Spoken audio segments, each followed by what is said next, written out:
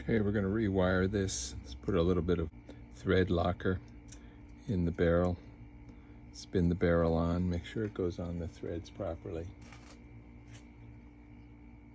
I have the blade sticking out of my vise a few inches so that when I torque the barrel, I can feel when it starts torquing too much.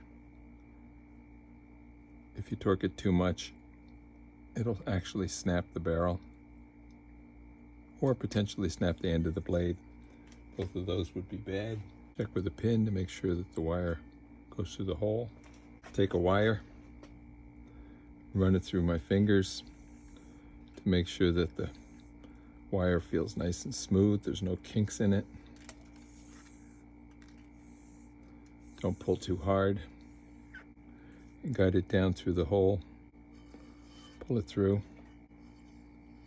When it gets to the end here, I like to put a tiny bit of dielectric grease under there, a little silicone grease, and then I position the cup to drop down into that. Then I like to take a tip setter. This is designed to go inside the cup and push the cup down into the barrel. I give it a couple little taps, make sure it's seated. And then I have the wire in the barrel coming out the bottom, and now I stretch the wire all the way down the blade. There it is. That wire's in the groove all the way down the blade. I'm going to bend it a few times.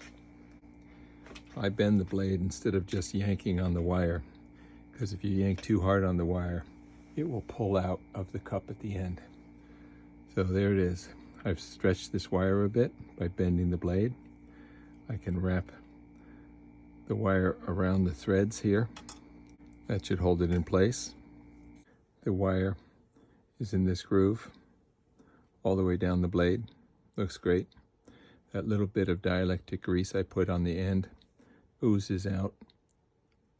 I'm hoping that that will protect the super glue from going up into the barrel. I don't want any super glue in the barrel. Next thing I'm going to do is stretch it with one of my jigs with a cup on one end, and you bend the blade and put the cup on the other end of the blade so that the blade is bent. This will push the wire down into the groove all the way down, and now you can put the super glue on. I'm using a Instacure Super Thin Bob Smith Industries. There are a number of different brands. I like the thinner, more flexible kind. Take a little bit of super glue and let it run down the blade. You can follow the path of the super glue by where it turns darker. You drop the super glue in on the groove and then watch where it gets darker as it goes down. So the super glue's down here, running along, right there. Super glue's running along. I can put another little bit right there. Watch it running down. There it is right there. It's still running down the blade. So it's gone more than halfway.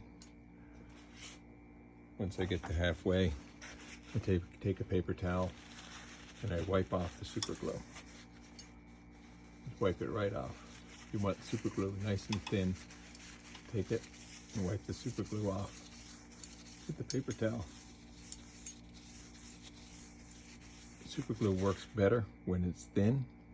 It doesn't work as well when it's thick. It will crack and then your wires will pop. So there we go. Super glue has gone all the way down to here. Turn the blade around, put some super glue here at the bottom. Let that run down the groove. About to catch up with where it came from the other end. There it is, caught up. So now I'm going to wipe off the excess. Take a piece of paper towel, wipe off the excess. Keep the super glue as thin as I can get it.